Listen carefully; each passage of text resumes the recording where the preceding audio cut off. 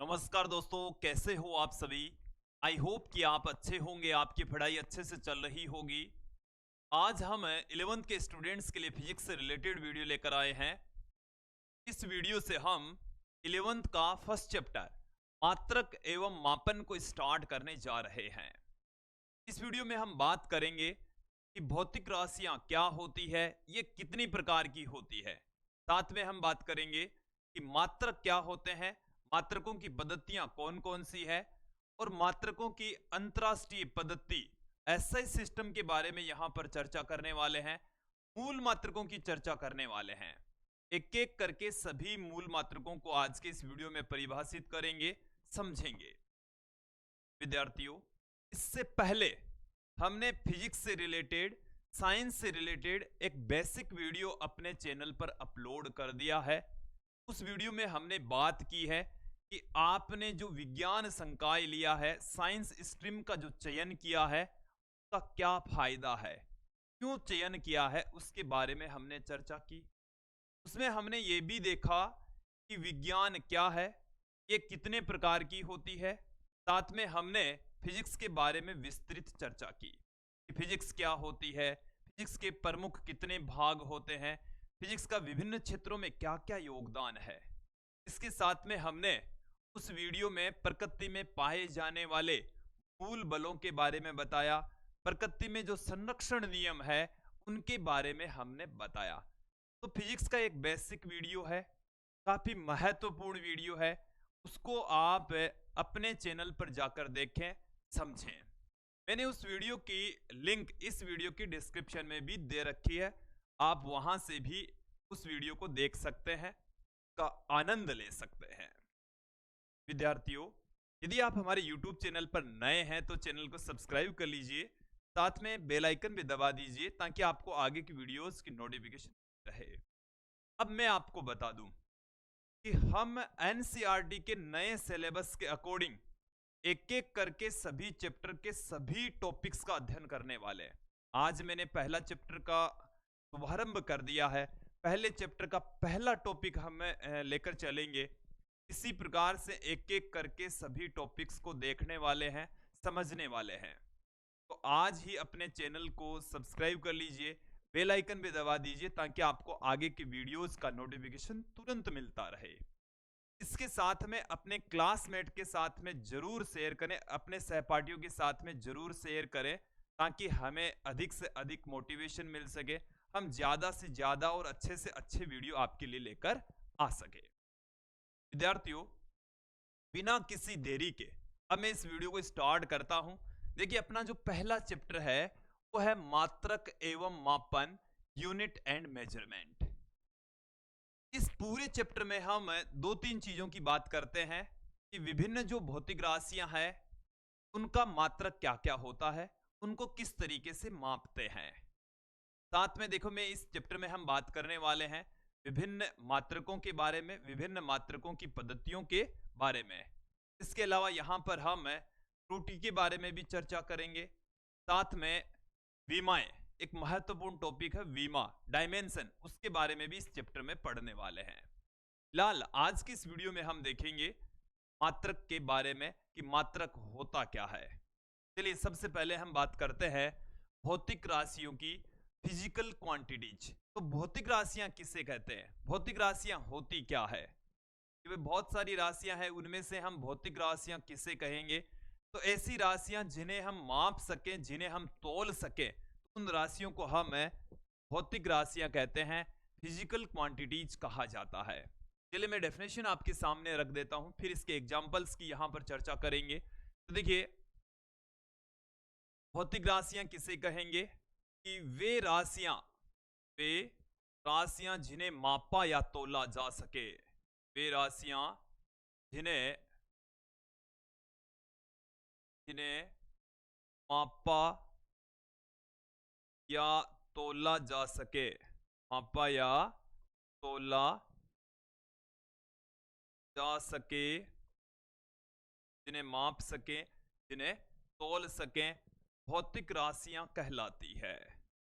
क्या कहलाएगी, भौतिक राशियां कहलाती है, भौतिक राशियां कहलाती है, फिजिकल क्वांटिटीज उन्हें हम कहेंगे। ओके, तो जिन्हें माप सकें, जिन्हें तोल सकें, उन राशियों को हम क्या कहते हैं? भौतिक राशियां कहते हैं। यहां पर बात करते हैं कुछ एग्जाम्पल्स के जरिए उनको समझने की। देखिए, जैसे लंबाई एक भौतिक राशि है। देखिए, अभी आप यदि 11th में आए हैं तो बहुत सारी दिक्कत आएगी, क्योंकि यहाँ पर लंबाई भौतिक राशि है, इसका मात्रक होता है मीटर। तो इन दोनों में आपको अंतर करना है, आपको दोनों में अंतर समझना है। यहाँ पर कई बार होता है कि मात्रक के स्थान पर हम लंबाई बोल देते हैं, और जब हम राशि की बात करते हैं तब उस की जगह पर हम मात्रक बोल देते हैं। तो इनको एक बार क्लियर करें। जो बात मैं बोल रहा हूं, जो बात मैं आपके सामने पुट कर रहा हूं, उसको अच्छे से समझें, माइंड में बिठाते चले जाइए। देखिए, लंबाई भौतिक राशि है, साथ में बात करूं मैं द्रव्यमान एक भौतिक राशि है, समय एक भौतिक राशि है, बल, इनके बारे में आपने छोटी क्लासों में सुना होगा। कार्य, शक्ति, वेग, ये सारी की सारी क्या है? भौतिक राशियां हैं, फिजिकल क्वांटिटीज है। ओके, अब ये जो भौतिक राशियां हैं वो कितने प्रकार की होती है? तो भौतिक राशियां मूलतः दो प्रकार की ही होती है। वैसे आगे चलकर तो तीन भागों में तीसरा पार्ट इसके साथ में और जोड़ा गया, उसकी भी यहां पर हम चर्चा कर लेते हैं। सबसे पहले हम बात करेंगे यहां पर भौतिक राशियों के प्रकार। भौतिक राशियों के प्रकार, भौतिक राशियों के प्रकार। देखिए, भौतिक राशियां हैं, ये दो प्रकार की होती है। वैसे तो कितने प्रकार हैं इनके? दो, लेकिन एक प्रकार और ऐड किया गया, बाद में ऐड किया गया। तो हमारे पास में भौतिक राशियां दो प्रकार की है। पहला जो प्रकार है वो है मूल भौतिक राशियां। पहला प्रकार है मूल भौतिक राशियां, इनको हम कहते हैं फंडामेंटल फिजिकल क्वांटिटीज। दूसरा जो प्रकार है वो हमारे पास में है व्युत्पन्न भौतिक राशियां। व्युत्पन्न भौतिक राशियां, derived physical quantities, derived physical quantities. Okay, अब देखो, राशियां तो दो प्रकार की होती है। मूल भौतिक राशियां जो अन्य राशियों पर निर्भर नहीं करती हो, जो पूर्णतः स्वतंत्र हो, तो हम मूल भौतिक राशियां कहते हैं। और जो मूल भौतिक राशियों पर निर्भर हो उनको हम कहते हैं व्युत्पन्न भौतिक राशियां। ये तो है मूल भौतिक राशियां और व्युत्पन्न भौतिक राशियां। अब वैज्ञानिकों के पास में दो राशियां और आई, जिनको हम समतल कोण और घन कोण कहते हैं। उनको क्या है कि न तो मूल भौतिक राशियों में रखा जा सका और न ही व्युत्पन्न भौतिक राशियों में रखा जा सका, इसलिए उनको एक तीसरी कैटेगरी में ऐड किया गया। वो बाद में ऐड किया गया, वो बाद में ऐड किया गया। तो इस कारण से उसको कई बुक्स में आपको ये दो ही प्रकार मिलेंगे। मैं यहां पर वो जो तीसरा प्रकार है, देखो मैंने यहां पर क्या लिखा? दो ही प्रकार लिखे हैं। तो कई जगह पर आपको तीन मिले, तब तीन मिलेगा, तब ये तीसरा जो प्रकार है वो कौन सा है? बाद में ऐड किया गया। इसको हम कहते हैं पूरक भौतिक राशियां। क्या कहते हैं? पूरक। पूरक का मतलब होता है सप्लीमेंट्री, बाद में जो जोड़ी गई है, तो हम कह रहे हैं पूरक भौतिक राशियां। एक एक करके इनकी तीनों की चर्चा करेंगे। इस वीडियो में हम केवल मूल भौतिक राशियों पर चर्चा करने वाले हैं। जस्ट अगला जो वीडियो होगा उसमें हम व्युत्पन्न भौतिक राशियों की चर्चा करेंगे, और उसके पश्चात हम पूरक भौतिक राशियों के। तो ये तीन वीडियोज होंगे इनके, मूल भौतिक राशियों का, व्युत्पन्न भौतिक राशियों का और पूरक भौतिक राशियों का। तो आज हम आगे बढ़ते हैं। मूल भौतिक राशियां, अपनी जो हेडिंग है वो है मूल भौतिक राशियां। तो ऐसी राशियां जो अन्य राशियों पर निर्भर नहीं करती हो, जो पूर्णतः स्वतंत्र हो, उनको हम कहते हैं मूल भौतिक राशियां। उन्हें हम क्या कहेंगे? मूल भौतिक राशियां कहेंगे। तो इसके डेफिनेशन क्या है कि वे भौतिक राशियां, वे भौतिक राशियां जो अन्य राशियों पर निर्भर ना हो, जो अन्य राशियों पर निर्भर ना हो, अन्य राशियों पर डिपेंड ना करे, ना हो, या हम कह सकते हैं जो पूर्णतः स्वतंत्र हो, पूर्णतः स्वतंत्र हो, पूर्णतः स्वतंत्र हो, दूसरी राशियों पर निर्भर ना हो, मूल भौतिक राशियां कहलाती है। भौतिक राशियां कहलाती है। राशियों को हम क्या कहेंगे? मूल भौतिक राशियां। तो उन राशियों को मूल भौतिक राशियां कहेंगे, मूल भौतिक राशियां कहलाती है। ठीक है,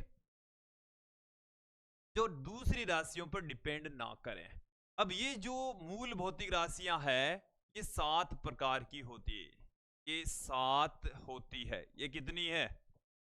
7 है। कौन कौन सी है? पहली जो राशि है वो है लंबाई। पहली मूल भौतिक राशि कौन सी है? लंबाई। दूसरी हमारे पास में है द्रव्यमान। तीसरी हमारे पास में है समय। तीसरी मूल भौतिक राशि कौन सी है? समय। चौथी हमारे पास में है विद्युत धारा। विद्युत धारा। और पांचवी हमारे पास में है ताप। छठवीं हमारे पास में है पदार्थ की मात्रा। पदार्थ की मात्रा। और जो लास्ट वाली राशि है वो हमारे पास में है ज्योति की तीव्रता, या आप इसे प्रकाश की तीव्रता भी कह सकते हैं। कई बुक्स में आपको प्रदीपन की तीव्रता भी मिल जाएगी, एक ही बात है। ये 7 मूल भौतिक राशियां होती है। ठीक है, आगे बढ़ते हैं। अब हम थोड़ी सी यहां पर बात करेंगे व्युत्पन्न भौतिक राशियों की। तो ऐसी राशियां जो मूल भौतिक राशियों पर निर्भर करती हो, व्युत्पन्न भौतिक राशियां कहलाती है। इसकी डेफिनेशन क्या है? वे भौतिक राशियां, वे भौतिक राशियां जो मूल भौतिक राशियों पर निर्भर करती हो, भौतिक राशियों पर निर्भर करती हो, मूल भौतिक राशियों पर निर्भर हो। निर्भर क्या कहलाएगी? व्युत्पन्न भौतिक राशियां कहलाती है। क्या कहलाएगी? व्युत्पन्न भौतिक राशियां। व्युत्पन्न भौतिक राशियां कहलाती है। व्युत्पन्न भौतिक राशियां कहलाती है। ठीक है, उनको हम व्युत्पन्न भौतिक राशियां कहेंगे। जो मूल भौतिक राशियों के ऊपर डिपेंड करती हो, तो उन राशियों को हम क्या कहेंगे? व्युत्पन्न भौतिक राशियां। इनके कुछ एग्जाम्पल्स देख लेते हैं यहां पर। देखो, मैं बात करता हूं यहां पर चाल। चाल एक क्या है? व्युत्पन्न भौतिक राशि। बात करते हैं एक्सेलरेशन, त्वरण, कार्य, शक्ति। ये सब की जो सारी की सारी राशियां हैं, ये मूल भौतिक राशियों पर निर्भर करती है। चाल बराबर होता है दूरी बट्टे में दूरी बट्टे में समय। तो दूरी एक तरीके की लंबाई है, समय ये मूल भौतिक राशि है। अगर लंबाई आ गई और समय आ गया तो ये दोनों पर ही डिपेंड करते हैं चाल। इसी प्रकार से त्वरण है, कार्य है, शक्ति है, बल है, विद्युत क्षेत्र, चुंबकीय क्षेत्र, विभवांतर, प्रतिरोध, दाब, ऐसी बहुत सारी राशियां हैं जो मूल भौतिक राशियों पर निर्भर करती है, और उन्हें हम व्युत्पन्न भौतिक राशियां कहते हैं। यहां तक क्लियर हो जाना चाहिए, समझ आ जाना चाहिए। आगे बढ़ते हैं। अब अपना टॉपिक है मात्रक, कि भौतिक राशियों का मापन करने के लिए हमें मात्रक की आवश्यकता होती है। जैसे मैं बात करूं कि मेरी जो लंबाई है वो 6 फीट 1 इंच है। यहां पर मैंने 6 बोला, फिर उसके पश्चात पिट बोला, तो पिट है ना वो लंबाई का मात्रक है यहां पर। इंच भी बोला तो वो इंच भी लंबाई का मात्रक है। या मैं ऐसे कहूं कि मेरी जो लंबाई है वो 185 सेंटीमीटर है। कितनी है? मेरी जो लंबाई है वो 185 सेंटीमीटर है। तो 185 तो यहां पर एक आंकिक मान है और सेंटीमीटर लंबाई का मात्रक है। ठीक है। तो किसी भी भौतिक राशि के मापन के लिए एक मात्रक की आवश्यकता होती है। एक और एग्जांपल मेरे ऊपर ही ले लेता हूं। मेरा जो द्रव्यमान है वो है 80 किलोग्राम। द्रव्यमान एक भौतिक राशि है और मेरा जो द्रव्यमान है वो है 80 किलोग्राम। 80 एक आंकिक मान है, एक न्यूमेरिकल वैल्यू है और किलोग्राम उस द्रव्यमान का मात्रक है। समझ गए? अब हम ले लेते हैं एक और एग्जांपल यहां पर। जैसे मैं बात करूं समय का एग्जांपल आप ले सकते हैं कि भाई किसी घटना को होने में लगा समय, जैसे दिनों रात को होने में लगा जो समय है वो 24 घंटे होता है। कितना समय लगता है? 24 घंटे। तो ये जो समय है उसका मात्रक यहां पर है घंटा। यहां पर समय का मात्रक क्या है? घंटा है। तो विभिन्न भौतिक राशियां होती है, उनके मापन के लिए हमें एक मात्रक की आवश्यकता होती है। ठीक है।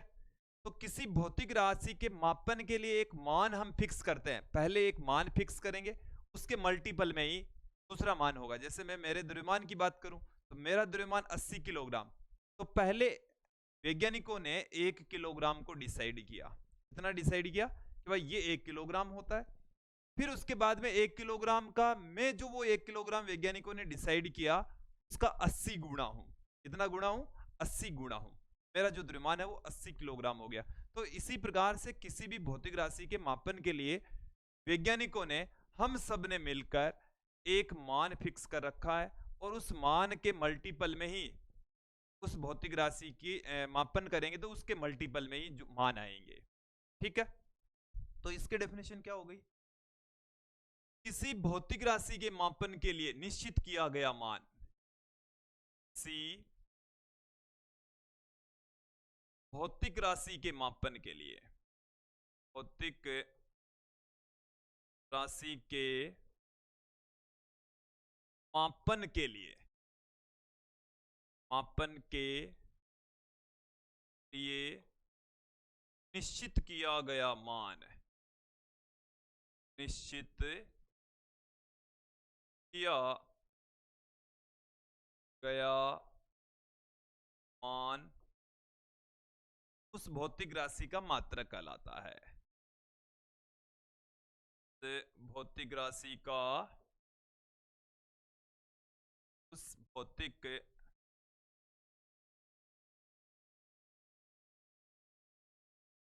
राशि का मात्रक कहलाता है। मात्रक कहलाता है। ये हमारे पास में इसकी डेफिनेशन आ गई है। अब देखें कि किसी भौतिक राशि के मापन के लिए हमें दो चीजों की जरूरत पड़ेगी, एक आंकिक मान, दूसरा उसका मात्रक। और मैं यहां पर आपको क्लियर कर दूं कि किसी भौतिक राशि के आंकिक मान और जो उसका मात्रक है वो दोनों एक दूसरे के व्युत्क्रमानुपाती होते हैं। दोनों क्या होते हैं? एक दूसरे के व्युत्क्रमानुपाती। चलिए एक एक करके इनकी चर्चा करेंगे। मैं यहां पर आपके सामने पुट कर रहा हूं। पहले तो इसके कुछ एग्जांपल्स देख लेते हैं मात्रकों के। जैसे लंबाई का मात्रक, लंबाई का मात्रक एग्जाम्पल में यहां पर आपके सामने रख रहा हूं। लंबाई का जो मात्रक है वो हो गया मीटर। लंबाई का मात्रक क्या हो गया? मीटर। फिर मैं यहां पर मात्रक पुट कर रहा हूं समय का। ये एग्जाम्पल ही है इनके। समय का मात्रक, तो समय का मात्रक मैंने अभी अभी चर्चा की आपके सामने, घंटा। तो घंटा भी किसका मात्रक है? समय का मात्रक है। और भी मात्रक होते हैं समय के। समय के मात्रक सेकंड भी है, मिनट भी है। इसके अलावा जैसे सप्ताह है, पखवाड़ा है, महीना है, वर्ष है, दशक है, शताब्दी है, ये सब समय के ही मात्रक हैं। ओके। एक और महत्वपूर्ण बात क्या है वो समझ लें कि किसी भौतिक राशि के मात्रक और उसका जो आंकिक मान है वो दोनों एक दूसरे के व्युत्क्रमानुपाती होते हैं। चलिए समझ लेते हैं, एग्जाम्पल के जरिए भी समझ लेते हैं। मैं वो स्टेटमेंट आपके सामने रख देता हूं। किसी भौतिक राशि का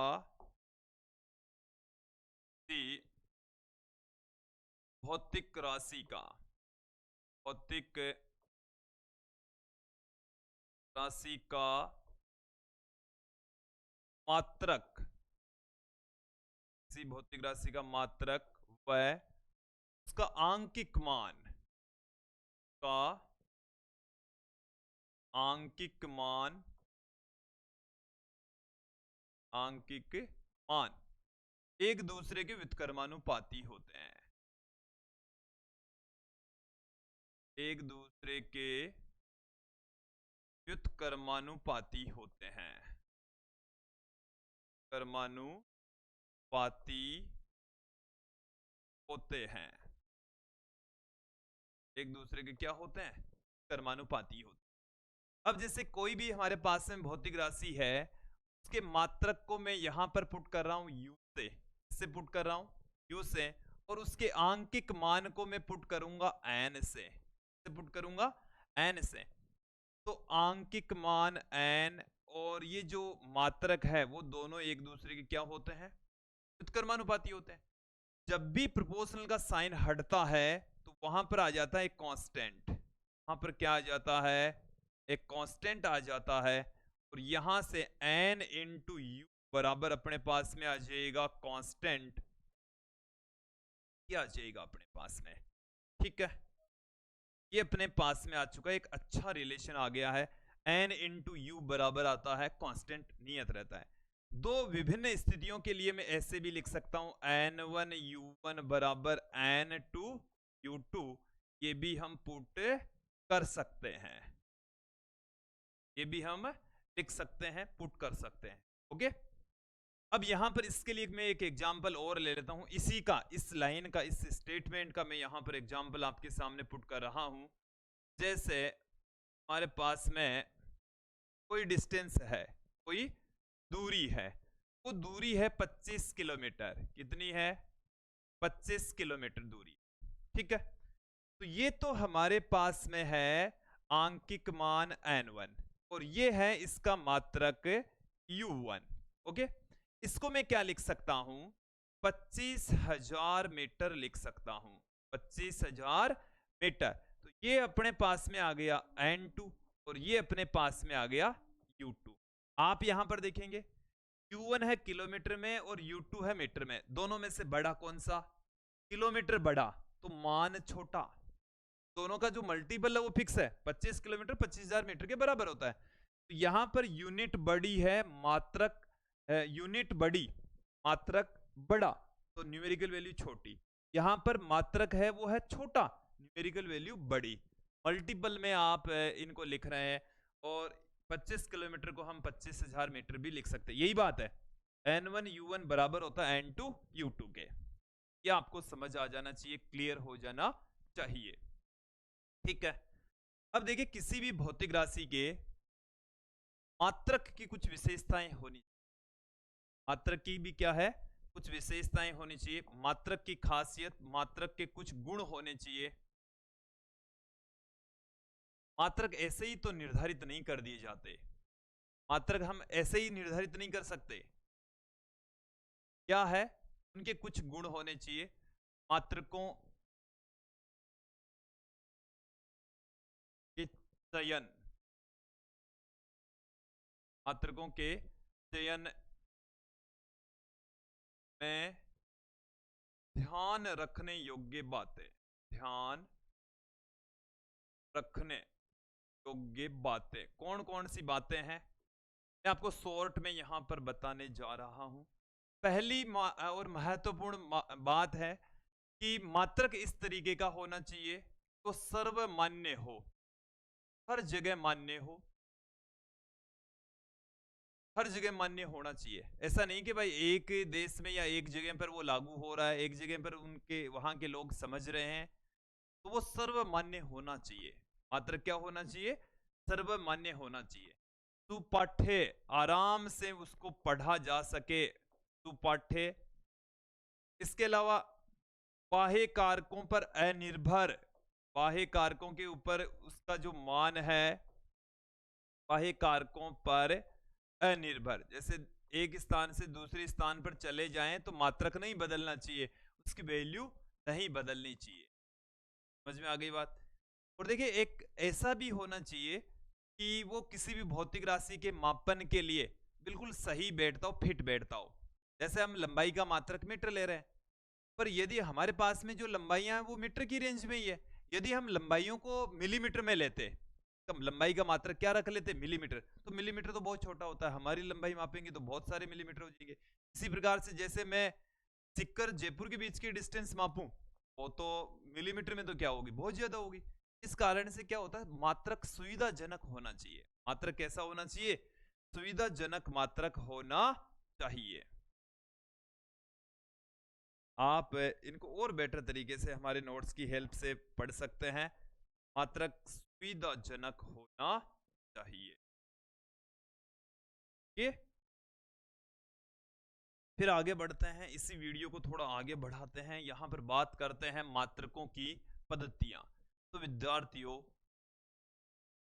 डियर स्टूडेंट्स, मात्रकों की 3 ही पद्धतियां हैं। एक पद्धति बाद में और आई कि भी यहां पर मैं चर्चा करूंगा। मात्रकों की मूलतः कितनी पद्धतियां हैं, 3 पद्धतियां हैं। कितनी पद्धतियां हैं, 3 पद्धतियां हैं। कौन कौन से हैं, एक एक करके देख लेते हैं। पहला जो प्रकार है हमारे पास में मात्रकों की पद्धतियों का, पहला वो है MKS पद्धति। पहला प्रकार कौन सा है, MKS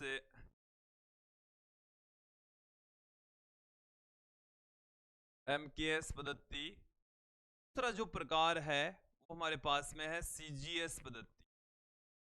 CGS पद्धति। और तीसरा जो प्रकार है वो हमारे पास में है FPS पद्धति। FPS पद्धति। ये 3 प्रकार हैं। मात्रकों के कितने प्रकार हैं, 3। देखो MKS पद्धति, इसका दूसरा नाम है मीटर किलोग्राम सेकंड पद्धति। मीटर किलोग्राम और सेकंड, मीटर किलोग्राम और सेकंड पद्धति, इसका ये दूसरा नाम है। मीटर किलोग्राम सेकंड पद्धति, MKS पद्धति का। CGS पद्धति क्या है, centimetre, centimetre gram, centimetre gram second पद्धति, सेंटीमीटर ग्राम सेकंड पद्धति, ये इनके दूसरे नाम है। मतलब इनके शॉर्ट में इनको ऐसे लिख रहे हैं, सेंटीमीटर को C से, ग्राम को G से, सेकंड को S से। ओके, यहां पर FPS पद्धति को पुट, पाउंड और सेकंड पद्धति, पुट पाउंड और सेकंड पद्धति, पुट पाउंड और सेकंड पद्धति इसको हम कहते हैं। ठीक, अब देखिए MKS पद्धति किसे कहते हैं, तो ऐसी पद्धति जिसमें लंबाई को, किसे, लंबाई को मीटर में, लंबाई को किस में मापे, मीटर में, और द्रव्यमान को किलोग्राम में, द्रव्यमान को किस में मापे, किलोग्राम में, और समय को मापे सेकंड में, समय को किस में मापे, सेकंड में मापे, तो उस पद्धति को MKS पद्धति कहेंगे। ऐसी पद्धति जिसमें लंबाई को मीटर में, द्रव्यमान को किलोग्राम में और समय को सेकंड में मापें, तो उस पद्धति को हम MKS पद्धति कहेंगे। ऐसी पद्धति जिसमें लंबाई को सेंटीमीटर में, द्रव्यमान को ग्राम में और समय को सेकंड में मापे, तो उस पद्धति को इस पद्धति कहेंगे।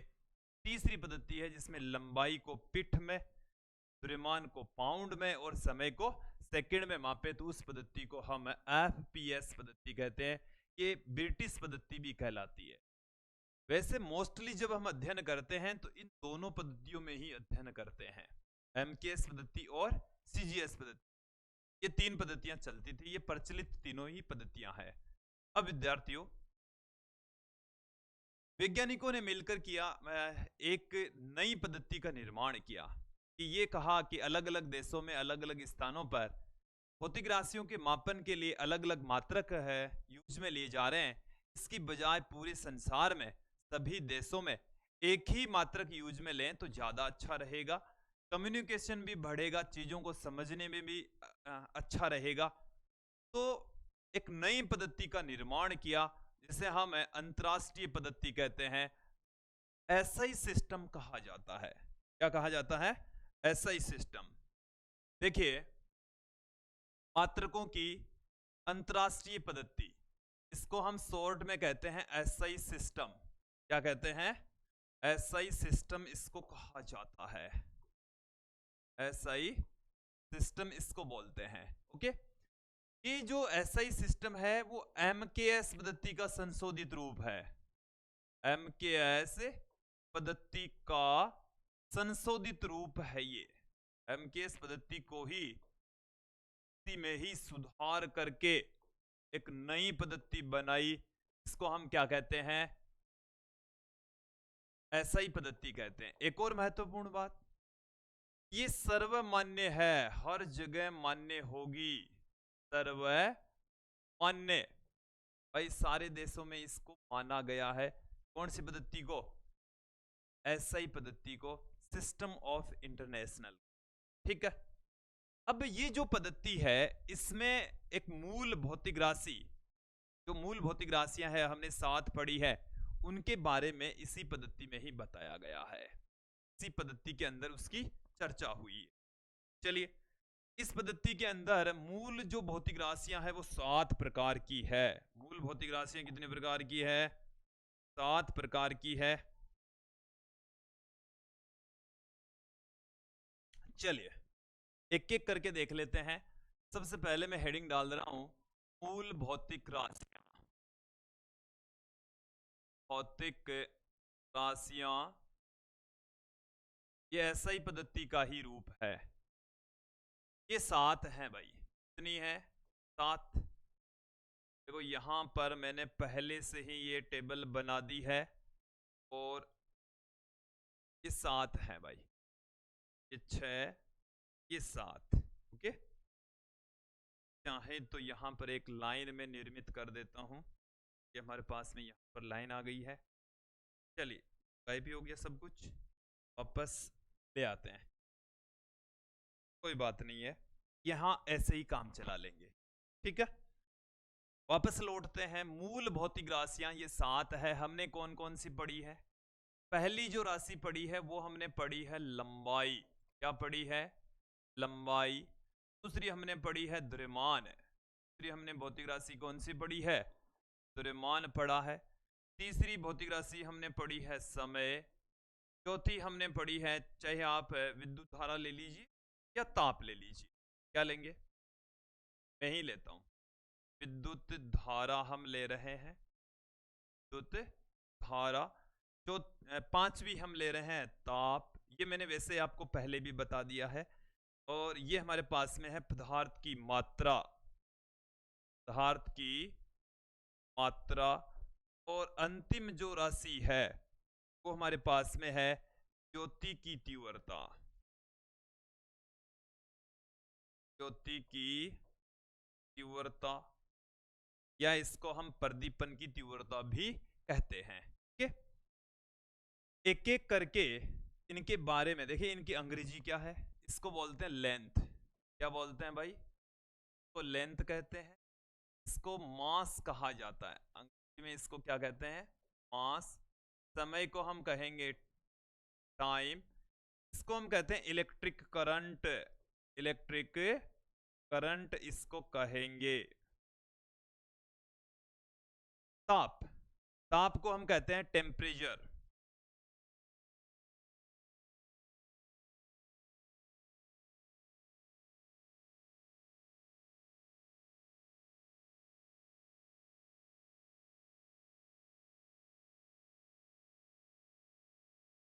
क्या आ गया अपने पास में? टेम्परेचर। ये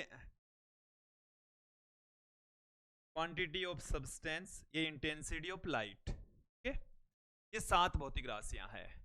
अब 7 मूल भौतिक राशियां हैं तो इनके मात्रक होंगे, उनको हम मूल मात्रक कहेंगे। उनके मात्रकों को क्या कहा जाता है? मूल मात्रक कहा जाता है। एक एक करके इनके मात्रक देख लेते हैं।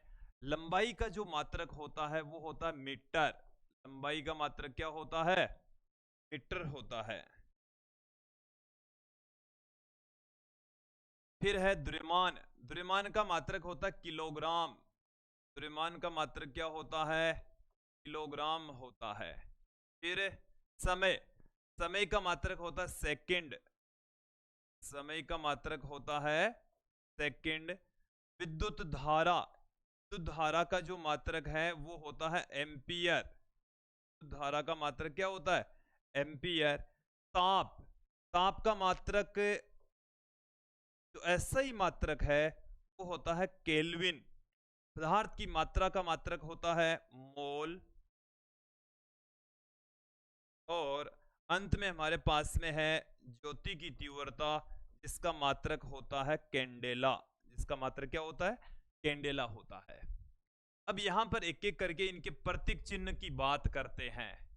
बात करूंगा मैं अब प्रतीक चिन्ह, इसको किस चिन्ह के द्वारा लिखा जाएगा। तो सबसे पहले हम बात करते हैं लंबाई, जिसका मात्रक मीटर होता है। इसका प्रतीक चिन्ह होता है एम। इसका प्रतीक चिन्ह क्या होता है? एम होता है। फिर बात करते हैं किलोग्राम के लिए हम केजी, स्मॉल लेटर्स में लिख रहे हैं। सेकंड के लिए एस, छोटा एस। एम्पियर के लिए कैपिटल ए। केल्विन, केल्विन के लिए कैपिटल के। मोल के लिए एमओ एल। और कैंडेला के लिए सीडी। देखिए यहां पर समझें, एम्पियर और के जो केल्विन है, इनके मात्रकों को मैंने फर्स्ट जो लेटर है वो कैपिटल में लिया है। तो जो मात्रक वैज्ञानिकों के नाम पर है उनका फर्स्ट लेटर हमेशा कैपिटल से लिखा जाएगा। जैसे बल का मात्रक न्यूटन होगा तो न्यूटन को एन से लिखेंगे, कैपिटल एन से लिखेंगे। कार्य का मात्रक जूल है तो उसको कैपिटल जे से लिखेंगे। शक्ति का मात्रक वाट है तो उसको कैपिटल डब्ल्यू से स्टार्ट करेंगे। तो जिन मात्रक, जो मात्रक वैज्ञानिकों के नाम पर हैं, जिन भौतिक राशियों के मात्रक वैज्ञानिकों के नाम पर है, उनका फर्स्ट लेटर कैपिटल होगा। बाकी की राशियों का जो मात्रक है वो स्मॉल लेटर्स में ही लिखे जाएंगे। देखो आप देख रहे हैं ये स्मॉल लेटर्स के अंदर हम लिख रहे हैं इनको। वैज्ञानिकों के नाम पर जो मात्रक है उनको कैपिटल लेटर के अंदर हम पुट कर रहे हैं। अब देखिए एक एक करके हम जो मूल मात्रक है उनको हम एक एक करके यहां पर देखने वाले हैं, समझने वाले हैं। पहली जो हमारी राशि है 1 मीटर। मैं सबसे पहले किसको परिभाषित करने जा रहा हूं? 1 मीटर को परिभाषित करने जा रहा हूं। इसे परिभाषित करने के लिए, इसे आप समझें, के लिए जरूरी है हमारे पास में क्या जरूरी है? देखें, देखिए प्रकाश का वेग से समझने के लिए हमें प्रकाश के वेग को समझना पड़ेगा। प्रकाश का जो वेग है वो हम मोस्टली 3 गुणा 10 की घात 8 मीटर प्रति सेकंड लेकर चल। मैं यहां पर उसका एग्जैक्ट मान लेकर चलूंगा, का एग्जैक्ट मान। अब एग्जैक्ट मान कितना है प्रकाश के वेग का? 29 करोड़ 97 लाख 92,458 मीटर प्रति सेकंड। यह है प्रकाश का वेग। इसका मतलब हो गया 1 सेकंड में तय की गई, 1 सेकंड में तय की गई दूरी, 1 सेकंड में तय दूरी, 1 सेकंड में तय कितनी आई हमारे पास में? 1 सेकंड में तय दूरी 29 करोड़ 97 लाख 92,458 मीटर प्रति सेकंड आ गई। ठीक है, सॉरी, अब हमें इसमें सेकंड नहीं लगाएंगे, ये तय दूरी मीटर में आएगी, मीटर में। अब देखें इस पूरी राशि का मैं इधर भाग लगा दूं तो 1/29 करोड़ 97 लाख, 29 करोड़ 97 लाख 92,458 वे सेकंड में, वे सेकंड में तय दूरी, वो दूरी कितनी होगी? इसका पूरे का भाग लग गया तो वो आ गया 1 मीटर। वो क्या आ गया? 1 मीटर। ये हमारे पास में 1 मीटर की डेफिनेशन आ गई कि प्रकाश के द्वारा 1/, इतने सेकंड में तय की गई दूरी को हम 1 मीटर कहते हैं। इसी को हम क्या कहते हैं? 1 मीटर। चलिए मैं डेफिनेशन आपके सामने रख रहा हूं। प्रकाश द्वारा, किसके द्वारा? प्रकाश के द्वारा 1/29,92,92,458 वे सेकंड में, वे सेकंड में तय दूरी 1 मीटर कहलाती है। दूरी को हम क्या कहेंगे? 1 मीटर कहेंगे, 1 मीटर कहलाती है। ओके, ये आपको समझ में आ जानी चाहिए, क्लियर हो जानी चाहिए। आगे बढ़ते हैं। ये है किलोग्राम। 1 किलोग्राम किससे कहेंगे? हमारे पास में एक पात्र है जिसको हम लीटर में मापते हैं। आयतन को किस में मापते हैं? लीटर में। और उस पात्र के अंदर 4 डिग्री सेंटीग्रेड पर यदि हम क्या भर दें, उसमें जल भर दें, क्या भर दिया जाए? जल भर दिया जाए। देखिए ये जैसे हमारे पास में एक पात्र है और इस पात्र के अंदर यदि हम क्या भर दें, पूरे को जल से भर दें। इसको एक बार समझ लेवें। ये जो पात्र है यह है 1 लीटर का बर्तन पात्र, 1 लीटर का पात्र है। आयतन कितना इसका? 1 लीटर। इसमें क्या भरा है? जल, जल भरा है। और वो भी कितने डिग्री सेंटीग्रेड पर भरा है? 4 डिग्री सेंटीग्रेड पर भरा है। तो इस जल का जो द्रव्यमान है वो 1 किलोग्राम होगा। ये हमने वैसे तो जो अंतरराष्ट्रीय डेफिनेशन साइंटिस्टों के द्वारा दी गई, वैज्ञानिकों के द्वारा दी गई, वो वाली डेफिनेशन नहीं ली है, लेकिन ये भी सही है। क्या है कि 4 डिग्री सेंटीग्रेड पर 1 लीटर जल का जो द्रव्यमान है 1 किलोग्राम होता है। क्या है डेफिनेशन? 4 डिग्री सेंटीग्रेड पर 1 लीटर जल का द्रव्यमान, 1 लीटर जल का द्रव्यमान, 1 लीटर जल का द्रव्यमान 1 किलोग्राम के बराबर होता है, 1 किलोग्राम के तुल्य होता है। ओके यार, तो ये डेफिनेशन केवल एक्यूरेसी को समझने के लिए कि देखो फिजिक्स में जो मात्रक हैं वो कितनी एक्यूरेसी के साथ में लिए गए हैं और किस तरीके से इनको परिभाषित किए गए हैं। हालांकि आपको इनको याद करने की कोई जरूरत नहीं है। ये लाइन अपनी एनसीईआरटी की जो पाठ्य पुस्तक है उसमें भी लिखी हुई है। आगे बढ़ते हैं। अगली जो भौतिक राशि वो हमारे पास में 1 सेकेंड। अभी अभी हमने जो आपको प्रकाश का वेग बताया वहीं से हम इसको फिर से परिभाषित कर देते हैं। प्रकाश का वेग कितना है? अभी बताया मैंने। प्रकाश का जो वेग है वो हमारे पास में है 29,97,92,458 मीटर प्रति सेकंड। इसका मतलब हो गया 1 सेकंड में तय की दूरी कितनी हो गई?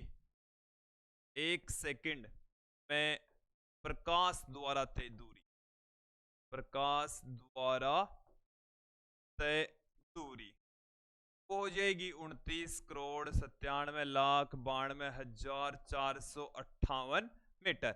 यही 1 सेकंड की डेफिनेशन कि प्रकाश के द्वारा इतनी दूरी तय करने में लगा समय क्या होता है? 1 सेकंड होता है। ये इसकी डेफिनेशन है। क्या है डेफिनेशन? प्रकाश द्वारा, किसके द्वारा? प्रकाश के द्वारा, प्रकाश के द्वारा। ये निर्वात में है, प्रकाश के द्वारा निर्वात में। ये निर्वात में ही है भाई चाल। निर्वात का मतलब जहां वायु भी नहीं हो।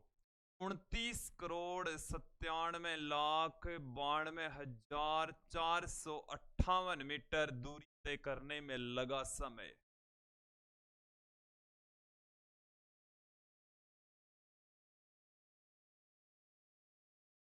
लगा समय क्या कहलाता है? 1 सेकंड के बराबर होता है। ये मैंने एकदम सिंपल सी डेफिनेशन आपके सामने रख दी है, आपको ये समझ में आ गई होगी।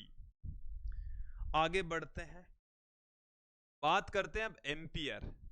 ये विद्युत धारा का मात्रक है, और विद्युत धारा का जो मात्रक है ये एक स्टैंडर्ड डेफिनेशन इसकी यहाँ पर हम देखेंगे। वैसे ये जो डेफिनेशन है वो आपको कक्षा 12 में ज़्यादा बेटर तरीके से समझ में आएगी। ये हमारे पास में दो तार हैं। क्या है भाई? दो तार। समझ में आ जाए तो अच्छी बात है, नहीं समझ में आए तो कोई दिक्कत नहीं है। केवल आपको ये समझना है कि जो फिजिक्स में भौतिक राशियों की डेफिनेशन, मात्रकों की डेफिनेशन है वो किस तरीके से देते हैं। ये दो तार हैं, दोनों एक दूसरे के समांतर है। इसमें से धारा I1 बह रही है, इसमें से धारा I2 बह रही है। दोनों तारों की जो लंबाई है वो L है, दोनों के बीच की जो डिस्टेंस है वो D है। ठीक है, तो दोनों तारों के मध्य बल, दोनों तारों के मध्य बल, तारों के मध्य बल का एक फॉर्मूला है विद्यार्थियों। बल का एक सूत्र है Q not I1 I2 L बट्टे में 2 पाई D। देखो इसमें आप बल जानते हैं, थोड़ा बहुत सुना होगा। I1 I2 धाराएं, L लंबाई है, D दोनों के बीच की डिस्टेंस है। ये जो म्यू नोट है इसको हम कहते हैं निर्वात की चुंबकशीलता। इसे क्या कहा जाता है? निर्वात की चुंबकशीलता कहा जाता है। क्या कहते हैं? निर्वात की चुंबकशीलता कहते हैं। म्यू नोट का मान कितना होता है? 4 पाई गुणा 10 की घात -7 न्यूटन पर एम्पियर स्क्वायर, न्यूटन पर एम्पियर स्क्वायर। तो देखो विद्यार्थियों, यदि हम यहां पर इसको कैसे परिभाषित कर रहे हैं, इसी फॉर्मूले के अंदर, इसी फॉर्मूले के अंदर यदि हम I1 और I2 दोनों का मान 1 एम्पियर ले लें, लंबाई हम 1 मीटर ले लें, दोनों के बीच की दूरी 1 मीटर ले लें, तो ये सब कुछ हमने एक एक ले लिया, इस फॉर्मूले के अंदर पुट कर देंगे। तो म्यू नॉट 1 गुणा 1 गुणा 1 बट्टे में 2 पाई गुणा 1।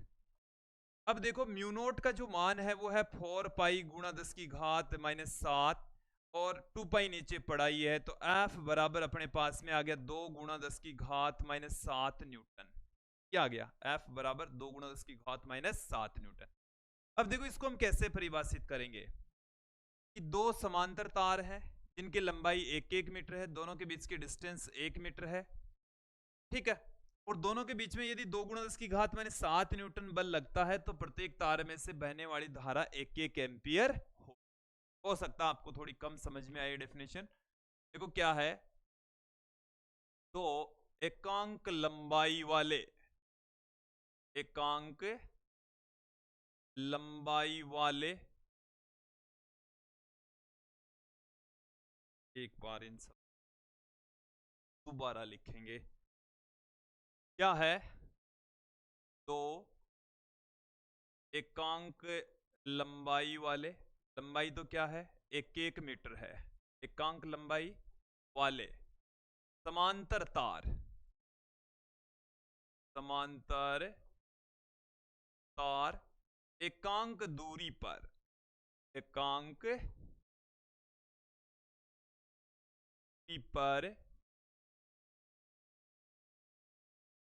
पर स्थित हो तथा उनमें से उनके मध्य, उनमें, चलिए उनमें 2 गुणा 10 की घात -7 न्यूटन का बल कार्य करे, का बल कार्य करे, बल क्या करे? काम करे। तो प्रत्येक तार में से बहने वाली धारा 1-1 एम्पियर होगी। प्रत्येक तार से प्रवाहित धारा, प्रत्येक तार से प्रवाहित धारा 1-1 एम्पियर होगी। कितनी होगी? 1-1 एम्पियर। ये है हमारे पास में 1 एम्पियर की अंतरराष्ट्रीय परिभाषा, जो आपको बेटर तरीके से कक्षा 12 में समझ आएगी। यहां समझ नहीं आ रही है तो कोई दिक्कत नहीं है। ज्यादा टेंशन लेने की आवश्यकता नहीं है। अब देखो केल्विन, ये किसका मात्रक है? ये ताप का मात्रक है।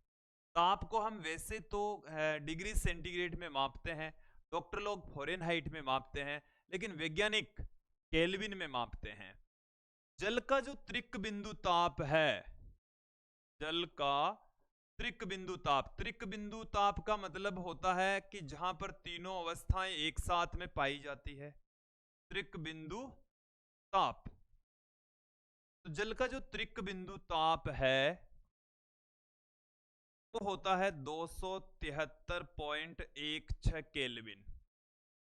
देखो 0 डिग्री सेंटीग्रेड तो होता है 273.15 केल्विन, और त्रिक बिंदु ताप होता है 0.01 डिग्री सेंटीग्रेड में। तो यहां पर केवल अपने को तो डेफिनेशन देने के लिए इतनी ही